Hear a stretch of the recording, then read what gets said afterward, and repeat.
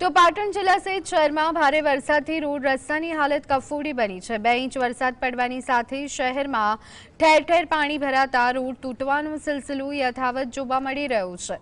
પાટણથી Chanasma highway પર બનેલા બ્રિજનો road ફરી એક વખત તૂટ્યો છે અને બ્રિજ પર ગાબડા પડ્યા છે। બીજી તરફ લીલીવાડી નજીક રોડ પર મસમોટા ખાડા પડ્યા છે।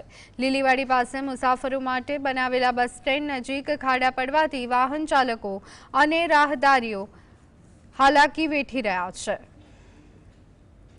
ગુજરાતમાં આ વખતે ચોમાસું સમયસર વહેલું બેઠું અને સાથે સાથે લગભગ કહી શકાય 70-80% જેટલો વરસાદ થયો, ત્યારે માર્ગ મકાન વિભાગની આખી પોલ ખોલી નાખી છે। એ રોડ રસ્તા હોય, સિટીના હોય કે હાઈવેના હોય, તમામ રસ્તાઓ અત્યારે હાલ વરસાદી પાણીના કારણે તૂટી ગયા છે, ગાબડા પડી ગયા છે। અત્યારે હાલ જે જીએસટીવી અત્યારે હાલ જે બ્રિજ ઉપર ઊભી છે, એ બ્રિજ હંમેશા છેલ્લા 3 વર્ષથી વિવાદાસ્પદ રહ્યો હતો।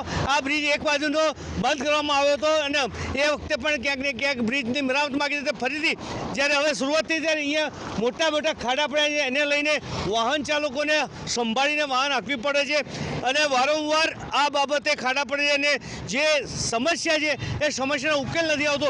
આ આખા પાટણમાં જે સિદ્ધપુર ચોકડીથી ચાણસ્મા સુધી રોડ છે, તમામ રોડ ઉપર અત્યારે ખાડા પડેલા છે અને વરસાદ ભલે અત્યારે રોકાઈ ગયો હોય, પરંતુ ખાડા અત્યારે ઉજાગર થયા છે।